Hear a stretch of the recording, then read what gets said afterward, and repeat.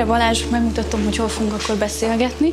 Te fogsz ülni a jobb oldali székre, én pedig a bal oldalira, és akkor utána mindjárt kezdjük is a beszélgetést, jó?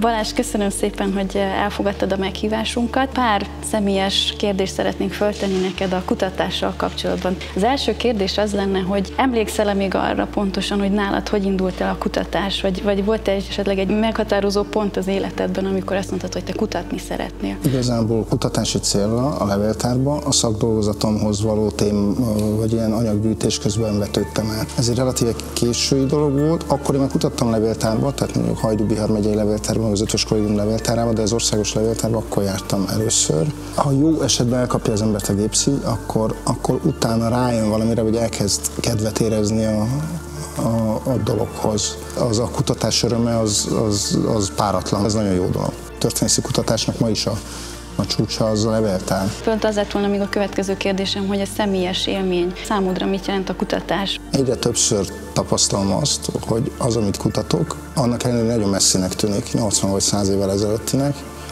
milyen elképesztő gyorsasággal elér hozzánk. A történelem egyáltalán nem egy halott matéria, nagyon-nagyon leegyszerűsítve arról szól, hogy segítsen értelmezni a körülöttünk lévő világot, mint általában a tudományok. Mennyivel többet ad például az eredetirat kutatása, mint a ma napjainkban eléggé gyakori online adatbázisok és különböző ilyen virtuális lehetőségek? Az, amikor például egy internetes adatbázisba keresünk valamit, ugye nagyon sokszor, hogy általában keresőszavak alapján kutatjuk.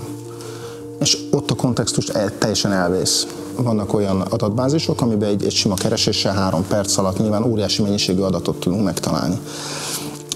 Mondjuk egy újságban. De én a pályám egy korábbi szakaszában, vagy akár még most is, ha olyan újságról van szó, nyilván ezeket hosszú hetek, vagy akár hónapok munkájába olvasta végül az ember. Mégsem sajnálom azt a ráfordított időt, mert egyszerűen úgy bele lehetett helyezkedni abba a korszakba, látni az egész adott újságnak a kontextusát, a vidék társadalmának a kontextusát, ami nekem nagyon fontos volt, és sokat segített abban, hogy megértsem mondjuk a főhősömet, akire mondjuk ez történetesen Teleki Pál volt, hogy megértsem abban a konkrét közegben, hogy hogyan működött. A másik nyilván a személyesség, tehát most ez, vagy az, hogy az ember megérintheti azt a papírt, meg láthatja. Nekem nagyon sokszor van az az érzésem, hogy milyen, hogy mondjuk 1945 előtt milyen szép, egyrészt, hát nyilván nagyon cikornyás hivatali nyelven is fogalmaznak, de úgy van egy rendje az aktáknak, és akkor 45 után, de még inkább mondjuk 47-48-ban jön egy ilyen iszonyú káosz, egy nagyon rossz minőségű papíron, nagyon rossz helyesírással egy csomószor, tényleg ilyen félfecniken vagy félírólapokon írnak, döntenek emberi sorsokról, meg hasonlókról, tehát hogy magát az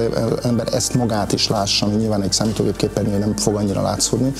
Ez is fontos tulajdonképpen, hogy érzékelje az ember a korszakot, meg ez ilyen nehezen megfogható érzés, de az ember elé leraknak egy ilyen spaniferrel megfeszített iratcsomót, és akkor tudja, hogy ha így a végére ér az 1500 oldalnak, akkor megcsinált valamit.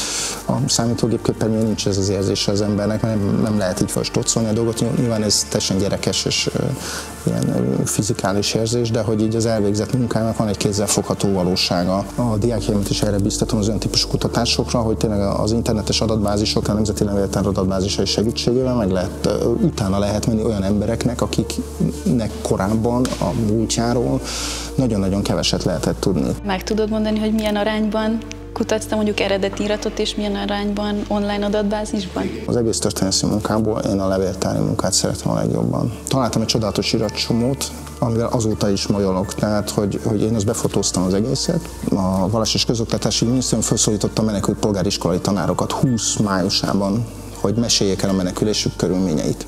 És erre iszonyú sokan válaszoltak. 1800 oldal, és van, aki 60 oldalt írt, és rá is van írva az elején, hogy államtitkár úr saját kezeihez, olvasási idő 1,5 óra. Könyvírásnál hogy tudod az eredeti iratokat beilleszteni, vagy milyen szerepe van az eredeti iratoknak? Van egy alap, amire épül az ember, és akkor azt újraolvassa az ember, és megpróbál, mondom, történeteket, helyzeteket, cselekményt találni hozzá. Most például egy olyan kutatásban vagyunk benne, tehát ez a trianoni menekültek kérdése, ahol viszont majdnem az alapoktól kell kezdeni. Ugye itt rettenetes mértékű iratpusztulás történt azért a 20. században. A tanáraim, ez amikor ilyen bevezető óra a történettudományban, ilyen igazi élő tragédiaként beszéltek a levéltár 56-os leégéséről. Tehát látszott, hogy ez nekik egy komoly seb. Tényleg bizonyos értelemben nyomozónak kell lenni ahhoz, hogy ezt megtalálja az ember. Milyen társadalmi hasznosulása van, vagy hogy miért jó ez tényleg a társadalomnak, hogy levéltár határiratot kutatni lehet. Mondjuk azt, hogy az eltűnne.